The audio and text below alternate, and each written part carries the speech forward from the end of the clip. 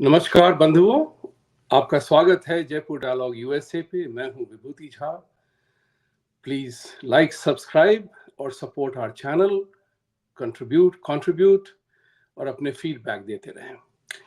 अब जो है 4 जून की तैयारी और सबको उसका इंतजार है। 4 जून मंगलवार है तो शुभ मंगलम की चर्चा की जाएगी उस दिन। लेकिन उसके पहले एक दो बातें और भी कहते हैं कि जाते जाते कहना चाहिए। तो मेरा विचार है कि जाते जाते नहीं, अब आखिरी चरण आ गया है इलेक्शन का, 2024 के इलेक्शन का। बहुत दिनों से इसका सबको इंतजार था। लेकिन मैं 2-3 चीजों पे आपको ये याद दिलाना चाहता हूं कि जब आप वोट करें, आखिरी 2 सत्रों के लोग जब वोट देंगे तो जरा सोचें इस बात को, किसके लिए वोट दे रहे हैं, किसको वोट दे रहे हैं। शिथिलता और आलसीपन नहीं आना चाहिए, बिल्कुल नहीं आना चाहिए। बिकॉज मैच जब तक विसल न बजती हो, जब तक लास्ट बोल नहीं होता है, मैच खत्म नहीं होता है। इस बात को स्पोर्ट्स के एनालॉजी के साथ मैं आपको 2-3 चीजों के बारे में कहना चाहूंगा। आपने देखा होगा मोदी जी ने इतने सारे इंटरव्यूज दिए हैं छोटे से बड़े टीवी चैनल के साथ। उनके उनके सारे के सारे जो इंटरव्यूज रहे हैं, बहुत हास्यास्पद, सीरियस, व्यंग, हंसी मजाक, और उन्होंने अपना भविष्य की जो उनकी जो चर्चा है, उन्होंने आपके सामने प्रस्तुत की है। भारत को कैसे बनाना है, उसके खिलाफ में आप देखें तो इंडी अलायंस है। इंडी अलायंस का आज तक राहुल गांधी इतने घिनौने हरकत कर रहा है कि मुझे शर्म आ रही है यहां बैठे, अमेरिका में बैठे हुए। इसलिए कह रहा हूं कि आज भी वो जाति और धर्म के मुद्दे से ही चल रहा है। आज भी विवाद और विस्फोट कर रहा है इन दोनों के बीच में। अभी उसने अरविंद केजरीवाल की रिहाई पर, सुप्रीम कोर्ट की रिहाई पर, उसने अब शुरू किया है कि सोरेन को इसलिए वो नहीं किया क्योंकि वो आदिवासी है। इतना तो सबको पता है कि अब उन्होंने आर्थिक अवस्था की ओबीसी रिजर्वेशन को बंद करके वो और अखिलेश यादव धर्म के नाम पे आरक्षण देना चाहते हैं। तो उनका जो खेल है आप समझ गए हैं, या नहीं समझे हैं तो आप कुंभकर्ण की तरह सोए हुए हैं। नाराज मत होइएगा, क्योंकि कभी कभी झकझोरना पड़ता है उठाने के लिए। कहते हैं कि जो अंधा हो, अंधे की भी एक अपनी बहुत बड़ी चीज है, जानते हैं उसको कहते हैं कि if only we could see the world through the eyes of the blind, right, and hear the sensation from the ears of the deaf, we would be much more civilized in our content. बहुत ही महत्वपूर्ण चीज है। तो जब मैं अंधा और बहरे की बात करता हूं तो वो इंसल्ट की तरफ से नहीं, क्योंकि उनकी सेंसिटिविटी के हिसाब से बात कर रहा हूं बहुत, क्योंकि ये सब हादसे होते हैं। तो माय थिंग इज कि जिस तरह से राहुल गांधी इंडी अलायंस देश को तोड़ने पे लगा हुआ है, आप सब देख चुके हैं। इसके बाद भी अगर आप उनको वोट करेंगे तो ये भारत के लिए बहुत ही दुखदायक बात होगी। ये इलेक्शन मेरे हिसाब से एक डिफाइनिंग मोमेंट है इंडिया के लिए। वो इसलिए डिफाइनिंग मोमेंट है क्योंकि अब जो आप देखेंगे, जो बाजे बज रहे हैं, जो चीजें आपके इर्द गिर्द हो रही हैं, उनको आप नकार नहीं सकते हैं, उसको आप इग्नोर नहीं कर सकते हैं। आप 2 उदाहरण देता हूं। आपने देखा होगा कि इतने सारे विद्यार्थी भारत से अमेरिका आते हैं, उनके हाल क्या है यहाँ पे? न ग्रीन कार्ड मिलता है, न H1 मिलता है, न ग्रीन कार्ड मिलता है। वो आज की हालत, एक जमाने की बात अलग थी, लेकिन आज के तारीख में नहीं मिलता है, बहुत स्ट्रगल करना पड़ रहा है। तो मैं तो एरिक गार्सिटी से पहले भी पूछ चुका हूं कि आप जो कहते हैं कि हमने इतने सारे इंडियन स्टूडेंट्स को यहां लाया है, लेकिन क्यों? I don't need to. हमारे यहाँ बहुत सारे IITs और IIMs खुल रहे हैं, यहाँ आने की जरूरत नहीं है। तो मैं भारतीय विद्यार्थियों से वो अनुरोध करूंगा कि $90,000 देकर के अपनी जिंदगी गंवाने के लिए यहां मत आइए। एक बात। दूसरी बात यह है कि आपने देखा होगा कि हमास और इजराइल के कारण किस तरह से अमेरिकन कैंपसेस हमास समर्थक लोगों के चंगुल में फंसे हुए हैं। आपने देख लिया ये सब। सबसे बड़ी चीज कहते हैं कि हर एक हादसा एक लेसन होता है। सारी दुनिया को ये लेसन मिल गई है कि ओ माय गॉड, ये actually oh my God moment है अमेरिका के लिए। उनका कहना है कि हमें नहीं पता था कि इस तरह से उनकी चुंगल हमारे यूनिवर्सिटी सिस्टम में पहुंची हुई है। और उसमें एक बात देखिएगा, ये जो है कांग्रेस लेडीज हैं, इल्हान ओमर, तलेब, रशीदा तलेब, बिल्कुल खुलेआम बात करते हैं। ये फ्रीडम ऑफ स्पीच है इन लोगों की। मेरे मन में हमेशा ये बात आती है, तो अगर जब मैं तुम्हें फ्रीडम ऑफ स्पीच में तुम जो भी कह लो, पीसफुल प्रोटेस्ट जो भी कर लो, लेकिन तुम हमें क्यों नहीं फ्रीडम ऑफ स्पीच देते हो कुछ पूछने के लिए? आप सबको क्रिटिसाइज कर लेते हैं, हम मूर्ति पूजक हैं, हम ये हैं, हम वो हैं, लेकिन जब हम कुछ पूछेंगे आपके बारे में तो हम इस्लामोफोबिक हो जाते हैं। ये आपको सोचना पड़ेगा। रेसिप्रोसिटी और चेंज साथ साथ चलते हैं। अगर आप ने हमसे कुछ पूछा तो मेरा भी हक है, मेरा भी फ्रीडम ऑफ स्पीच है कि मैं आपसे वो पूछ सकूं, लेकिन हम इस बारे में चर्चा ही नहीं करते हैं। ऑन द कॉन्ट्ररी, हम दब जाते हैं, अरे हमको दुख होगा। जागिए, इन चीजों को समझिए कि कोई आपके पीछे लगा हुआ है। जब आपका वस्त्र हरण करके कोई आपको चीर हरण करके रेप रेप चिल्लाता है, तो समझिए ये आपकी ही इज्जत का सवाल है। ये बड़ा उल्टा सा सवाल है। आपको मारा और हम हैं विक्टिम।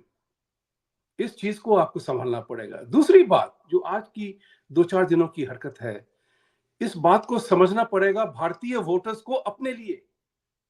बहुत ही इंपॉर्टेंट है मेरे विचार से। आप सहमत हो या ना हो मैं नहीं जानता, लेकिन मेरा विचार है कि आप इस बात को सोचने पे थोड़ा सा समय लगाएं।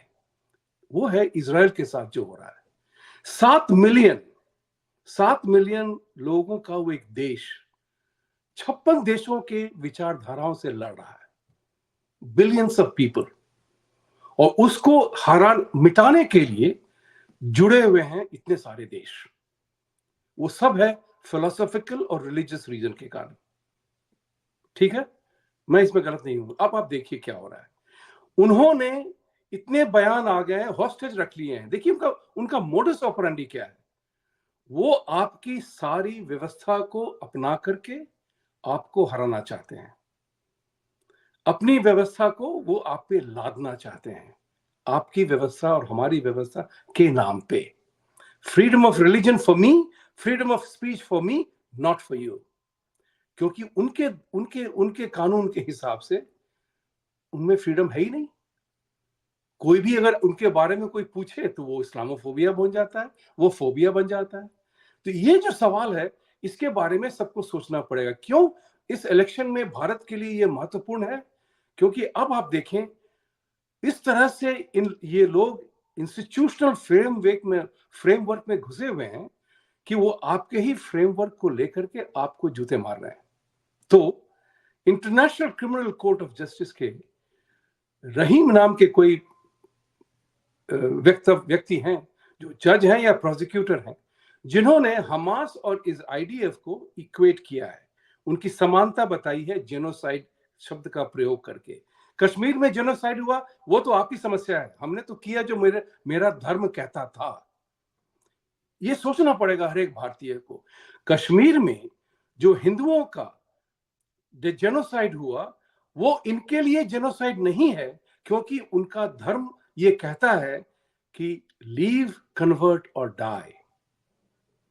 लेकिन हमारे हिसाब से इजराइल ने जो किया वो जेनोसाइड है। इस सवाल को अगर हम पूछेंगे भी तो वो फोबिया हो जाता है। इस बात की बहुत ही गहराई से इस बात को सोचिएगा। इंटरनेशनल क्रिमिनल कोर्ट के जस्टिस ने ये कहा है, अमेरिका ने उसको अपोज किया कि ये इक्वेशन ऑफ जिहाद of Hamas and IDF is wrong. Netanyahu को समन देना चाहते हैं, अरेस्ट समन देना चाहते हैं, लेकिन हमास को कुछ नहीं। बेचारे वो तो त्रस्त हैं। उन्होंने ही अक्टूबर 7 को डिनाई करते हैं। यहां तक कि इन स्कूल्स और कॉलेजेस में यहाँ पे बहुत सारे प्रोटेस्टर्स जो थे उनको पता भी नहीं था कि अक्टूबर 7 हुआ भी है। तो जब आपकी नैरेटिव को उस तरह से तोड़ मरोड़ कर, जिस तरह से वो आपको ही धाराशायी करते हैं, इसलिए मैंने कहा वो आपका चीर हरण करके खुद विक्टिम बन जाते हैं। सोचिए इस बात को, ये इस उस लहजे के हिसाब से ये इलेक्शन बहुत ही इंपॉर्टेंट है भारत के लिए, क्योंकि 4 सालों से राणा अयूब, शेरवानी, बरखा दत्त एंड अदर्स, इन लोगों ने ठोक करके वॉशिंगटन पोस्ट में लिखा है कि इंडिया में मुसलमानों की हालत बहुत ही दर्दनीय है और वहां पे जेनोसाइड होने वाला है। सोचिए इस बात को। तो हो या ना हो, लेकिन उस नाम पे ये लोग भारत को बदनाम करने पे लगे हुए हैं। और एक बहुत बड़ी बात है, जिस तरह से ये इंस्टीट्यूशंस में घुसे हुए हैं और उसका फायदा उठाते हैं, चाहे अमेरिका की लेजिस्लेशन हो या इंटरनेशनल क्रिमिनल कोर्ट हो, यूनाइटेड नेशंस हो, भारत की पार्लियामेंट हो, चाहे जहां भी हो, जिस तरह से ये घुस करके आपके हमारे बीच में भेदभाव डालते हैं, खुद ही विक्टिम बनते हैं, इसका आपको जवाब देना पड़ेगा। अगर आपने नहीं दिया तो शतरंज के खिलाड़ी की तरह गांव जल जाएगा और आप शतरंज की मात शह देते रहेंगे, जिसका कोई असर नहीं पड़ता। तो भाई और बहनों, sorry for this bad throat, ये कहना चाहूंगा कि ये वोट बहुत ही इंपॉर्टेंट है। ये जान के रखिएगा कि कांग्रेस पार्टी ने आज तक हिंदुओं के लिए सर्वनाश के वो बने हुए हैं दूत, यमराज बने हुए हैं हिंदुओं के लिए, क्योंकि आज तक उन्होंने हिंदुओं के लिए कुछ नहीं किया है। मैं तो ये सिर्फ एक सवाल पूछता हूं, 1995 में वक्फ बोर्ड लाने की जरूरत क्या थी, जिसमें आपने भारत के पूरे जमीन उनके हाथों कर दिया। अरविंद केजरीवाल ने 100 करोड़ की डोनेशन दी वक्फ बोर्ड को। डोनेशन, आप सोचिए क्या हो रहा है देश में।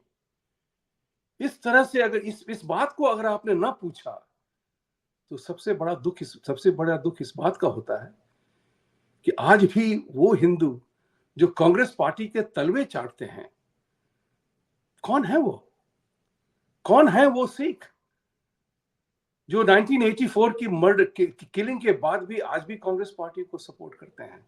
कौन है वो हिंदू जो इस कमबख्त कांग्रेस पार्टी को वोट देते हैं, जिसने आपके और हमारे देश को धर्म और जाति के नाम पे बांट बांट कर टुकड़े टुकड़े किए हैं? तो ये मेरा आपसे निवेदन है, आंखें खोल करके वोट दीजिएगा प्लीज, और उसी को वोट दीजिएगा जो भारत के लिए कर रहा है। वो आज की तारीख में नरेंद्र मोदी जी हैं और भाजपा है और उनके सहयोगी पार्टीज हैं, एनडीए।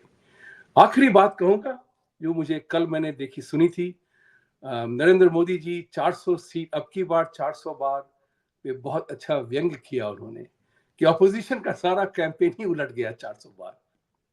आपको याद होगा शायद मैंने इसको यहाँ पे कितनी बार कहा है कि my objective as a sportsman is win the match, win the cricket match, 1 wicket, 1 run or an innings doesn't matter, so long as my enemy doesn't win the trophy। तो मोदी जी भी उसी पे हंस कह रहे थे, जीतने के लिए तो 272 ही काफी हैं, और 272 मिलने के बाद भी हमने बहुत कुछ कर दिया, एक बार और। That's it. जय हिंद, जय भारत, सत्यमेव जयते। सत्य को जिताने के लिए आपको उठ के खड़ा होना पड़ेगा। और आज मैंने एक टी शर्ट पहनी है, दिखाता हूं, शिव जी का तांडव नृत्य आपको करना है, भारतीयों के लिए तांडव नृत्य करना है, वो समय आज ही आ गया है। धन्यवाद।